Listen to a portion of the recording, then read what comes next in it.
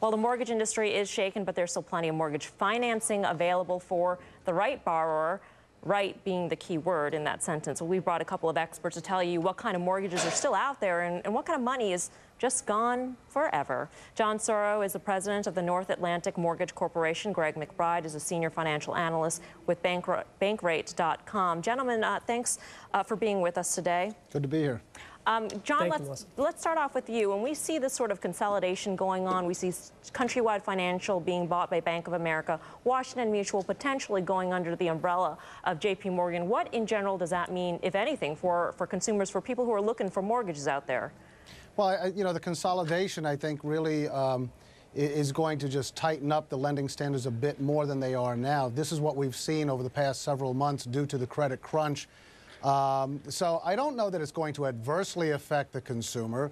I think this cleanup at this point, it's obvious it's necessary to be done, but I don't think it's going to have an adverse effect other than the fact that some of these qualifications for some of these mortgages are going to tighten up or have already tightened up.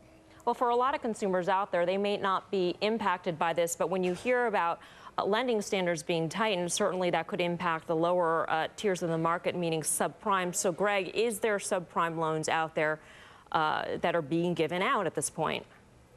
It's very difficult to get any kind of deal done in the subprime arena. And for prime borrowers, you really need to have good credit, proof of income, and money for a down payment. All three of those things, then you're in the driver's seat. But if you're lacking any one of the three, you're erecting some big hurdles to getting that deal done. And I guess it goes without saying, Greg, too, that along with subprime being so difficult to get out there in terms of a loan, that there are certain other types of mortgages that are probably not out there, like, for instance, zero money down?